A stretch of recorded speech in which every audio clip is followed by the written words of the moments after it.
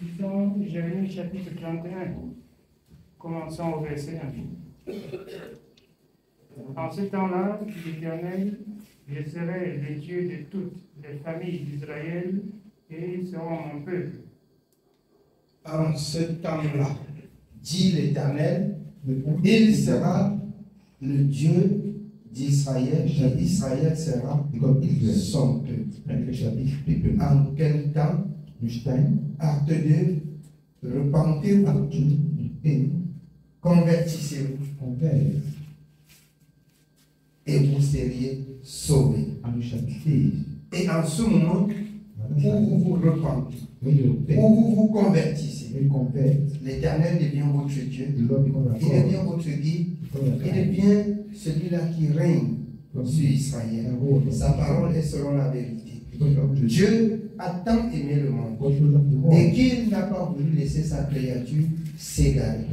Il donne sa parole, il donne les instructions. C'est comme le testament. Un parent dans la maison qui donne le testament, qui donne le chemin pour la conduite de la maison. Et il dit, voici comment vous deviez vous conduire et garder ma maison.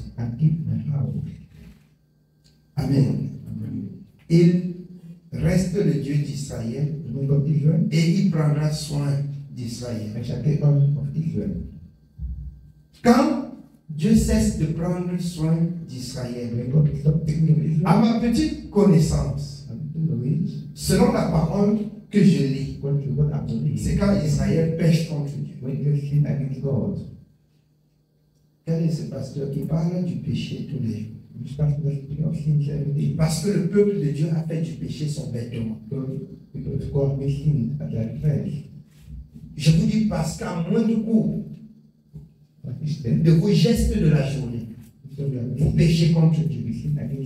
Et il faut que cela soit réparé. Il faut que cela soit entièrement, bien aimé, raclé dans votre vie. Pour que vous puissiez dire que vous appartenez à Dieu et que Dieu prend soin de vous. En ce temps-là, que le péché est raclé, l'Éternel devient l'ange gardien d'Israël. Il devient l'ange gardien d'Israël. Jérémie dit dans Lamentation que chacun se plaigne de ses propres péchés. En réalité, l'homme qui vit ne devait jamais se plaindre. Il ne devait pas avoir les plaintes. Et celui qui a compris Dieu et qui marche selon la parole de Dieu, il n'a plus de plainte.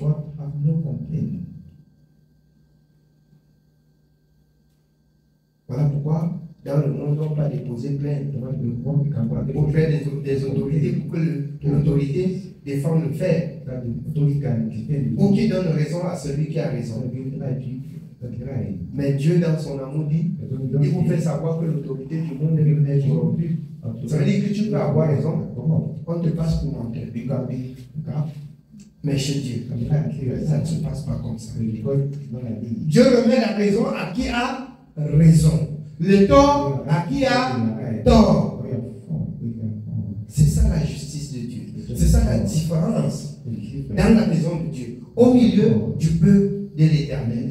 Il dit en ce jour-là, le jour où son peuple a raclé sa langue de tout péché, comme l'apôtre Paul indique dans le livre d'Éphésiens, qu'il ne sorte de votre bouche aucune parole mauvaise. C'est que le péché est attaché encore à votre langue. Quand vous allez finir de racler, en ce jour-là, l'Éternel deviendra votre Dieu. Il deviendra votre roi. Et il veillera sur vous.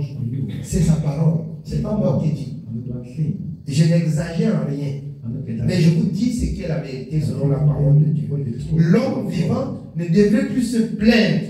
Il devrait chercher à mettre la parole de Dieu en pratique pour avoir raison devant Dieu. Amen. Oui, bien aimé, on continue. Nous continuons au verset 2. Ainsi parle l'Éternel. Il a trouvé grâce dans le désert le peuple de ceux qui ont échappé au glaive. Le peuple, il s'agit d'Israël partant de l'Égypte, il a trouvé grâce aux yeux de l'Éternel dans le désert. Dans ta souffrance, tu as trouvé grâce aux yeux de l'Éternel, tu as entendu sa parole qui est dans sa maison. Vous allez entendre ça et philosopher de votre manière et voir de votre manière. Mais il s'agit de l'homme qui quitte la souffrance pour la paix. De même que tu quittes le monde pour la maison de Dieu, écoute la parole de Dieu et fais ce que Dieu te dit pour avoir et rester dans la paix. Je vous donne ma paix. Je vous laisse ma paix. Je ne donne pas comme le monde là donne. Vous chantez la paix ne se trouve qu'en Jésus. Rien qu'en Jésus. Le repos ne se trouve qu'en Jésus. Rien qu'en Jésus. Alors en réalité, le repos et la paix qui se trouve en Jésus, c'est l'obéissance à la parole. Et la parole produit la paix. La parole donne du repos. Je vous dis, pour ceux qui souffrent, sachez que votre destin est entre vous. Vous pouvez décider avoir la paix ou être encore plus troublé ou avoir encore plus de mots. Vous pouvez décider. Jésus ne met devant personne qui vient à lui. Mais si vous êtes attaché, comme l'apôtre Paul a dit dans Colossiens, attaché à une religion, attaché à une personne, vous pouvez avoir la déception. Vous pouvez croire que Dieu n'agit pas. Vous pouvez croire que Dieu parle et ça n'arrive pas. En fait, c'est vous qui comprenez et que vous n'arrivez pas à mettre en pratique. Parce que vous avez calqué votre esprit derrière les hommes ou derrière les religions. Et ça vous empêche la paix, le repos. Le repos en réalité est destiné pour ceux qui gardent cette parole. Amen. On continue. Israël marche vers son lieu de repos. Israël marche vers son lieu de repos. Israël marche vers son lieu de repos. Je nous dis encore ce soir, marcher là, c'est marcher selon cette parole. Donc, à la fin, nous aurions le repos éternel. Si nous persévérons, tel que cette parole l'indique, c'est que Israël est en train de marcher vers son lieu du repos. Vers son lieu du repos. Selon qu'il est écrit dans 1 Jean. Si nous persévérons, nous régnerons avec lui quand il va venir. Si nous persévérons, nous le verrons tel qu'il est. C'est dans la persévérance. Persévérer dans quoi? Dans la parole qu'on a écoutée. En réalité, c'est cette parole qui est le chemin, qui est la voie du lieu du repos d'Israël. Je ne supplie plus quelqu'un de mettre en pratique. Je ne supplie plus quelqu'un de mettre en pratique. Je te dis, tu mets en pratique, tu vivras par cette parole. Tu ne mets pas en pratique, tu mourras. C'est tout. Dites la vérité chacun à son prochain. On entend souvent, le serviteur là, il veut séparer les gens de sa famille. Il faut aimer ta famille plus que Dieu. À la maison, tu lis Luc 14 à partir du verset 25. Donc, je cite tous les jours. Tu lis encore. Si tu aimes Dieu plus que ta propre vie, tu n'es pas Dieu. Il veut séparer les gens de leur famille. Alors que Jésus s'est séparé de sa propre famille. Ta mère, ton frère, tes soeurs sont là dehors. Qui est ma mère? Qui sont mes frères? Il étend la main sur ceux qui écoutent la parole. Voici ma mère, voici mes frères, voici mes soeurs. Sont ceux-là qui sont dans la parole avec moi.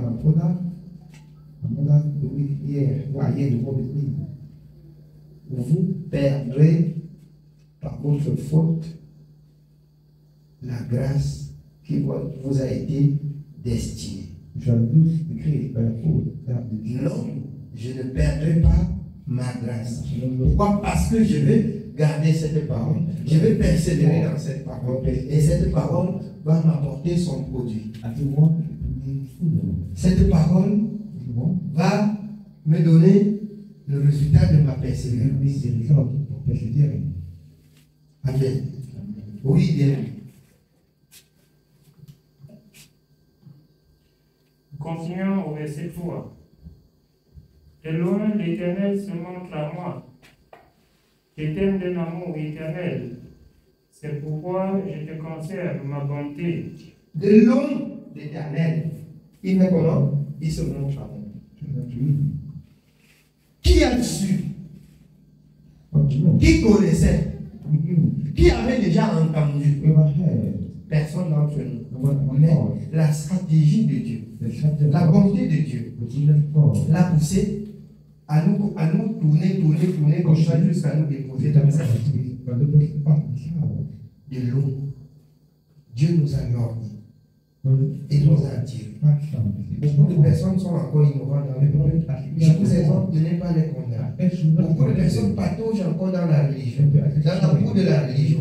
Je vous exhorte de ne pas les condamner, mais de vous arranger, premièrement, à marcher selon la parole que vous écoutez. Deuxièmement, à parler selon la parole que vous écoutez. Là, vous aurez sujet de les sauver. Troisièmement, à résister tout ce qui est comme doctrine diverses et étrangères qui pourra induire le peuple de Dieu en erreur.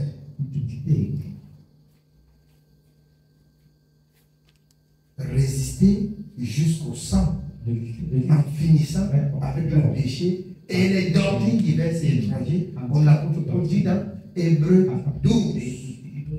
Vous n'avez pas encore résisté jusqu'au sang en finissant avec le péché. Je vous exhorte ce soir à la résistance du péché.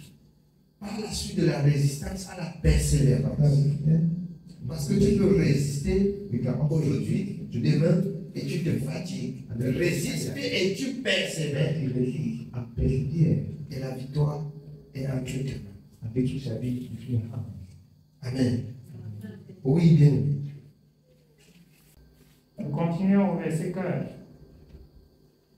Je te rétablirai encore, et tu seras rétabli, vierge d'Israël. Tu auras encore des tambourins pour parure, et tu sortiras au milieu des danses joyeuses. Alors, Dieu dit qu'il te rétablit. Nous tous, nous étions vendus au péché. Nous étions privés de la grâce. Mais Dieu, dans son amour, a dit, je conduis Israël vers son lieu du repos. Et voici ce qu'il dit. Il va pousser jusqu'à dire, dans le livre d'Ézéchiel, ne pense pas que c'est parce que tu te trouvais trop juste. Prenez pour nous Ézéchiel 36 à partir du verset 22. C'est à cause de son nom. C'est à cause de son nom. C'est pas à cause de ta justice.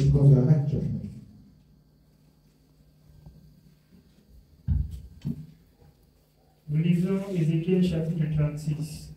Commençons au verset 22. C'est pourquoi dis à la maison d'Israël, ainsi parle le Seigneur l'Éternel.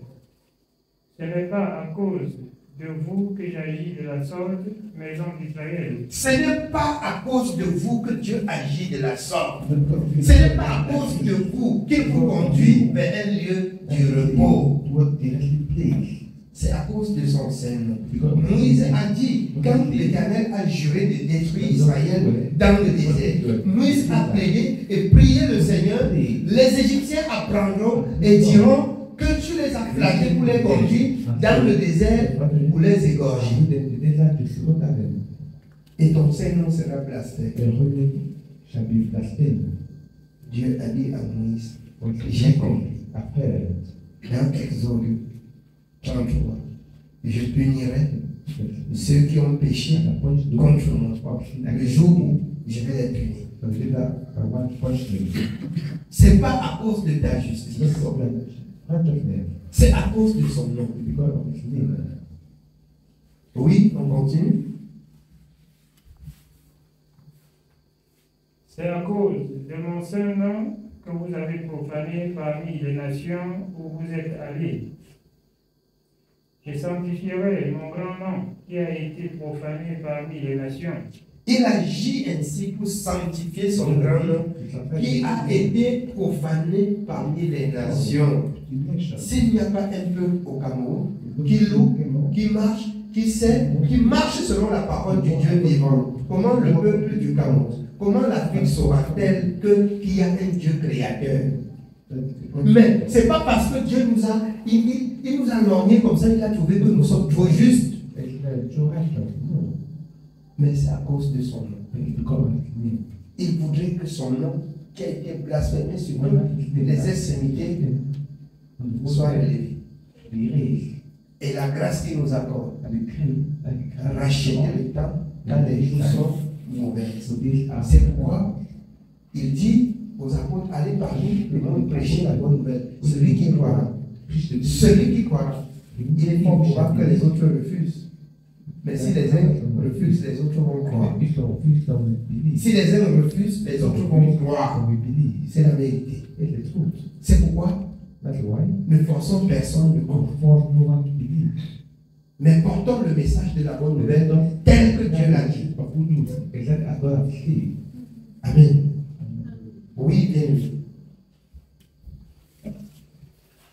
Somme au verset 23. Je sanctifierai mon grand nom qui a été profané parmi les nations, que vous avez profané au milieu d'elles. Et les nations sauront que je suis l'Éternel, dit le Seigneur l'Éternel, quand je serai sanctifié par vous sous les yeux. Les nations sauront que je suis l'Éternel.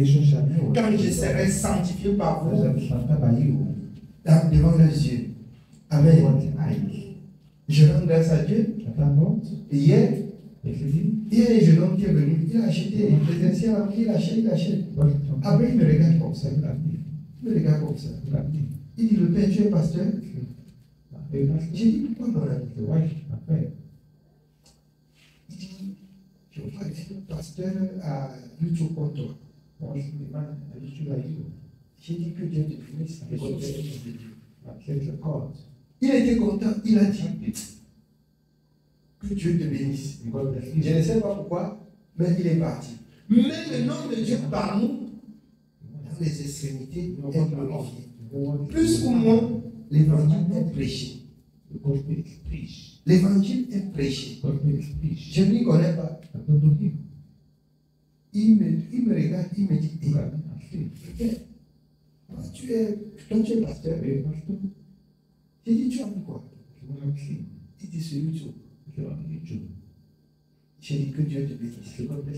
C'est bien quand je suis au service de Dieu. Il était content. Il était très content.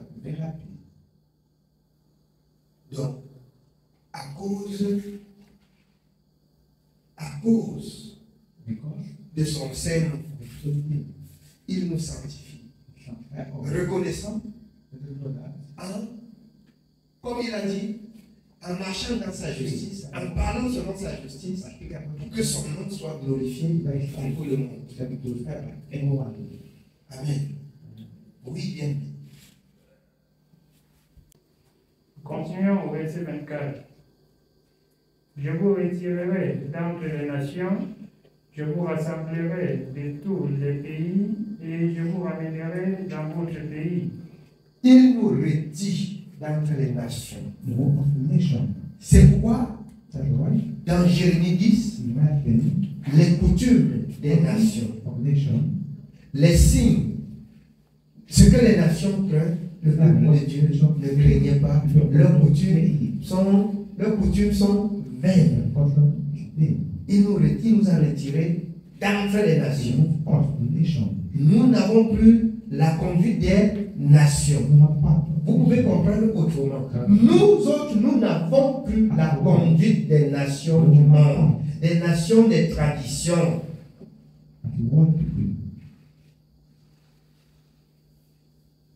Le Seigneur l'a dit par Paul. Alors, grec, juif, alors, tous en Jésus sont un. Il s'agit du païen, du religieux et, bien aimé, des enfants de Dieu, tous ceux-là qui acceptent la parole de Dieu en Jésus. Il ne fait plus exception de personne. Vous devenez un seul peuple.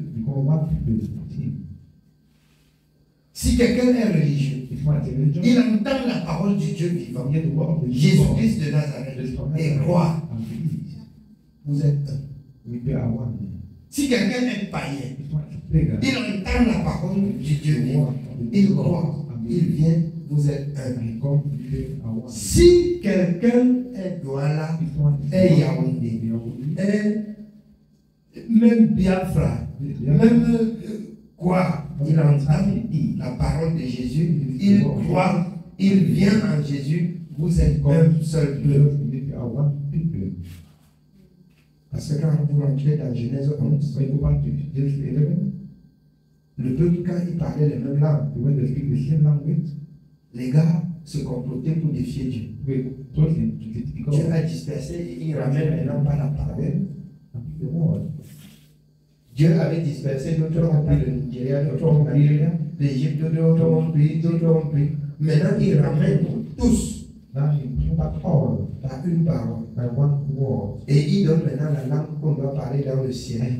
Quand on pose la question, avez-vous reçu le Saint-Esprit quand vous avez cru? C'est la clé du salut. Une puissance viendra sur vous. Et vous parlerez de nouvelles langues. La langue que Dieu a donnée pour rassembler ceux qui viennent maintenant au nom de Jésus, ceux qui viennent maintenant dans la parole, ceux qui n'ont plus l'esprit pour détruire et défier Dieu. Ils reçoivent le Saint-Esprit et ils vont parler une même langue. Cette langue, c'est ce que vous recevez quand vous recevez le Saint-Esprit. Beaucoup dans le monde ont tellement même prié pour recevoir, ou d'autres disent que quand tu es baptisé, tu as reçu une fois le Saint-Esprit. Bande de voleurs, quand ils n'arrivent pas, ils peuvent se conforter, ils peuvent se trouver des raisons. Or, quand nous entrons dans la parole, nous voyons comment ils ont reçu à la Pentecôte le Saint-Esprit. Nous voyons comment l'Église primitive a commencé et a cheminé et baptisé et prié pour les gens et ils recevaient le Saint-Esprit. Les gens n'arrivent pas, ils racontent des n'importe quoi. Il dit que dans le baptême au nom de Jésus, tu as une fois reçu le Saint-Esprit. Ce sont des voleurs. Ça, c'est l'antéchrist avec Antichrist. Ça, c'est l'antéchrist. C'est faux. Regardez la conduite des apôtres. Regardez comment on reçoit le Saint-Esprit. Regardez chez Corneille. Prenez Acte 8. Mais il y a dans plusieurs autres passages, quand vous rentrez dans Acte 19, avec Paul. Alors, bien aimé, vous voyez que le mensonge domine le monde. Le mensonge domine le monde. Dieu rassemble. À cause de son nom. Il ne fait pas ça pour vous, mais à cause de son nom. Il rassemble son peuple à cause de son nom. Et à cause de son nom, il donne une langue que tout son peuple doit parler. La langue des anges. Amen. C'est la vérité. Que vous croyez ou que vous ne croyez pas. Amen. Oui, bien aimé. On continue. Continuons au verset 25. Je répandrai sur vous une eau pure et vous serez purifiés. Je vous purifierai de toutes vos souillures et de toutes vos idoles. Je vous donnerai un cœur nouveau et je mettrai en vous un esprit nouveau. Je vous donnerai un cœur nouveau et je mettrai en vous un esprit nouveau. L'esprit qui domine sur l'esprit de l'homme quand l'homme se soumet à cet esprit. L'esprit qui domine sur l'esprit de l'homme pour conduire l'homme au repos. tu restes. Pour donner la paix à nous. Pour conduire l'homme sur le chemin du repos. Vous avez lu tout à l'heure, Jérémie 33, il conduit son peuple vers un lieu de repos. Alors, 2 Corinthiens 3,17, car le Seigneur c'est l'Esprit. Là où il y a l'Esprit du Seigneur, là est la liberté. Bien aimé, c'est ça la parole de la vérité. Les gens n'acceptent pas dans le monde. Ils tripotent, ils tissent comme ça. Après on dit non, baptiser même pour le Saint-Esprit là, ça c'est faux. Quand tu pries là, quand on t'a baptisé là, c'est Jésus qui baptise du Saint-Esprit. C'est vrai. Les apôtres étaient là pour intercéder, pour aider, pour orienter le peuple. De même que les serviteurs sont là pour aider le peuple de Dieu à comprendre Dieu dans sa parole. Par l'esprit que Dieu les a accordés. Ils ne prennent pas en dehors de la parole, mais ils prennent dans la parole. Amen. Oui, bien aimé. On continue. J'ôterai de votre corps le cœur de pierre et je vous donnerai un cœur de chair. Je mettrai mon esprit en vous et je ferai en sorte que vous suiviez mes ordonnances et que vous observiez et pratiquiez mes lois. Alors, Dieu, il mettra son esprit.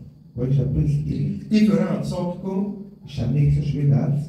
qu'on pratique ses lois. Il nous donnera de comprendre. Dans Jean 14, 26, quand le consolateur se révèle, l'esprit de vérité, il vous conduira dans toute la vérité. Il vous enseignera, il vous rappellera. Bien-aimé, que c'est bon de connaître Dieu, le Dieu de la parole. Que c'est bon de connaître Dieu, le Dieu créateur. Celui qui a donné sa parole. Celui qui, dès le commencement, dans Jean 1, à partir du verset 1, au commencement était la parole. La parole était avec Dieu et la parole était Dieu. Toutes choses ont été faites par la parole et rien de ce qui n'a été fait n'a été fait sans la parole. Il est bon de connaître le Dieu de la parole. Le Dieu de la parole, c'est celui qui a créé toutes choses. Il a créé toutes choses pour sa gloire. Amen. Oui, bien aimé. On continue. Nous continuons au verset 28. Vous habiterez le pays que j'ai donné à vos pères. Vous serez mon peuple et je serai votre Dieu. Je vous délivrerai de toutes vos souillures. J'appellerai le blé et je le multiplierai. Je ne vous enverrai plus la famine. Je multiplierai le fruit des arbres et le produit des champs, afin que vous n'ayez plus le pauvre de la famine parmi les nations. Amen. Écoutons bien, en conclusion, si vous croyez, et que si c'est Dieu qui vous conduit, la famille n'est plus un problème. Ce n'est plus un problème. Bien aimé, cherchons à comprendre bien ce grand Dieu. Cherchons à connaître bien ce grand Dieu. Nous avons beaucoup de problèmes parce que nous croyons connaître. Nous croyons que nous avons déjà compris. Alors que nous n'avons encore rien compris. Nous n'avons encore rien compris. Soumettons-nous à Dieu. Il nous enseignera.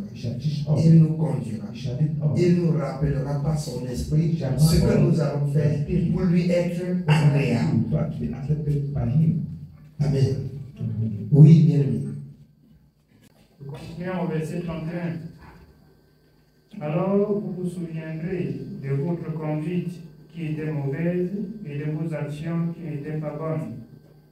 Vous vous prendrez vous-même en dégoût à cause de vos iniquités et de vos abominations. Ça veut dire quoi? Que vous allez voir les bontés de l'Éternel. Vous allez goûter aux bontés de l'Éternel et vous-même, vous allez voir et répéter que je faisais quoi comme ça. Qu'est-ce que je faisais comme ça? Quelle vie je menais avant? Je vous dis, en réalité, ceux qui croient et qui retournent pécher contre Dieu n'ont pas compris la souffrance de Jésus à la croix. Ils n'ont pas compris pourquoi est-ce qu'on croit. Parce que si on avait compris, on ne peut plus s'hasarder à jouer avec le péché. C'est la vérité. On ne peut plus s'hasarder à jouer avec le péché. C'est pour cette raison que nous condamnons fermement les voies du péché, du mensonge. Nous condamnons, comme a dit David, avec une forte énergie. Quand il dit, je ne mettrai rien de mauvais dans ma maison. Je hais la conduite des pécheurs. Chacun qui a cru devrait avoir cette peine, devrait avoir ce rejet-là. L'Esprit de Dieu en lui qui rejette ce qui est mal. Et vous allez trouver que très tôt, dans nos actions, Dieu doit agir. Très tôt, dans nos actions, Dieu doit agir. On dit que je sais que je suis devenu enfant de Dieu. Mais tes œuvres, tes actions, tes paroles, ta conduite, ça ne fait pas de toi ce que tu dis. Ça ne montre pas de toi ce que tu dis. C'est pourquoi l'homme de Dieu va aller jusqu'à dire que votre douceur soit connue de tous. Amen. Que votre douceur dans votre conduite soit connue de tous. Oui, on continue. Continuons au verset 32. Ce n'est pas à cause de vous que j'agis de la sorte, dit le Seigneur l'Éternel. Sachez-le. Ayez honte et rougissez de votre conduite, maison d'Israël. Ainsi parle le Seigneur l'Éternel. Le jour où je vous purifierai de toutes vos iniquités, je peuplerai les villes et les ruines seront relevées.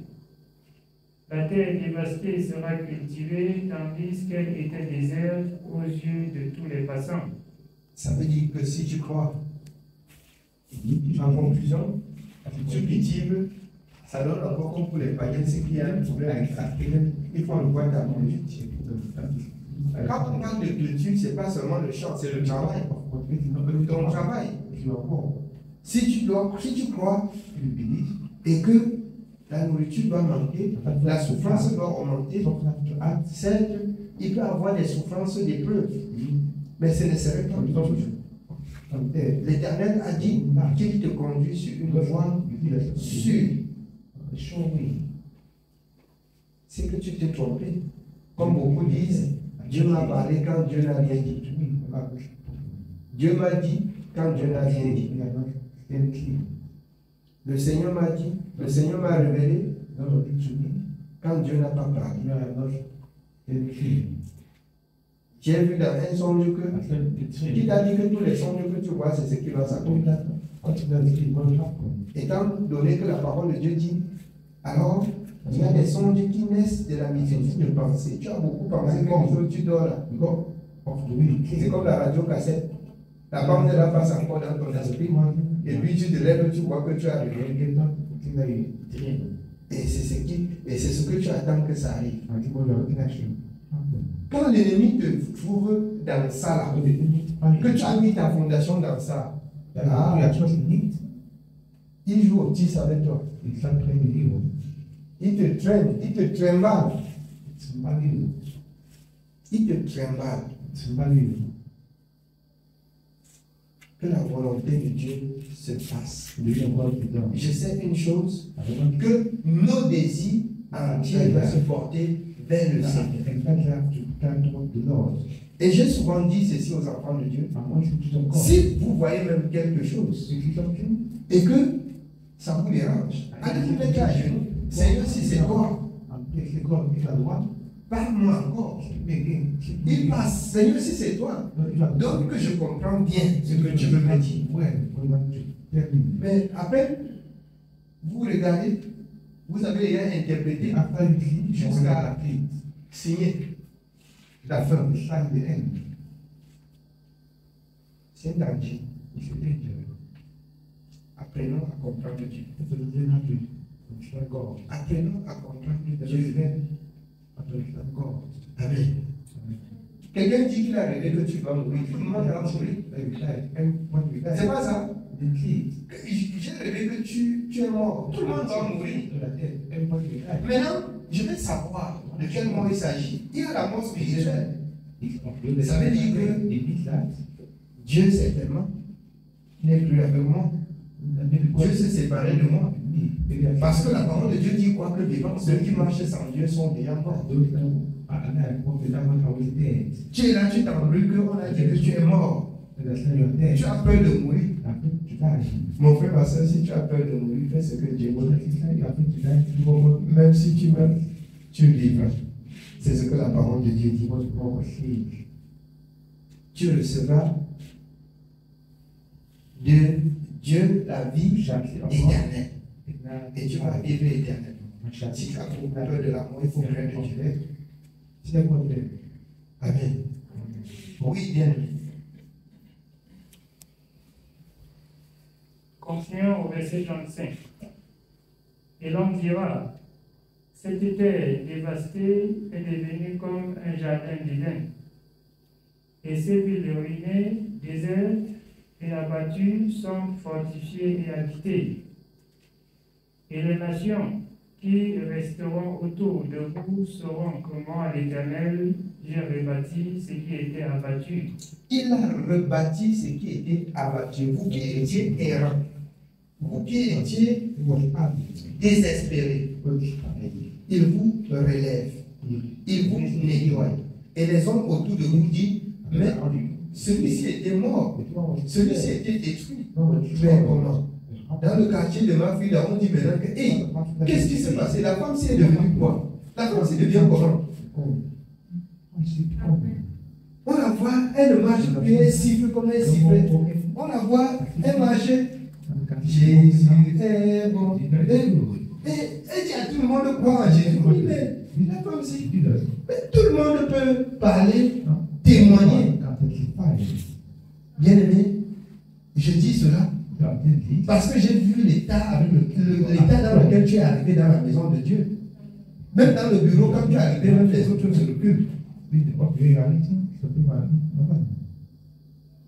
Mais tu as vu ton collègue de bureau, il écoute la parole jusqu'à il dit qu'il ne savait pas que nous sommes pasteurs. Et c'est Dieu qui t'a dit. Écoute la parole, ton jour était arrivé. Son jour n'est pas encore arrivé. Il y a un temps pour toutes choses. Les gens dans ton quartier disent, mais non, donc Dieu dit que le Dieu de la femme si est fort. Le Dieu de la femme si est fort. Et tu dis que c'est Jésus dans ta vie, il dit non. Mais il dit que ton Dieu est fort. Tu veux lui parler de ton Dieu, il dit que moi, je ne vais pas à l'église. Mais il souffre. C'est aussi ça le monde. Quand Dieu ne t'a pas accordé la grâce de faire tomber le voile, de faire tomber les écailles là, tu vas fondre dans ta religion. Disant, d'autres soutiennent en disant même que, mais ça là, on dit nous la même chose sur nous, mais ça n'a pas les mêmes effets. La lettre tue, mais l'esprit vivifie. Les gens peuvent dire ce qui ne vivent pas. Ça n'a aucune puissance. Ça n'a pas de pouvoir. Vivez ce que vous dites aux gens. Et quand vous allez dire prochainement, la parole va manifester sa puissance. Elle va témoigner que c'est la vérité parce que vous mettez en pratique. Mais celui qui prêche sans mettre en pratique, ça ne peut pas avoir des effets. Ça reste une lettre morte. Ça reste une lettre morte.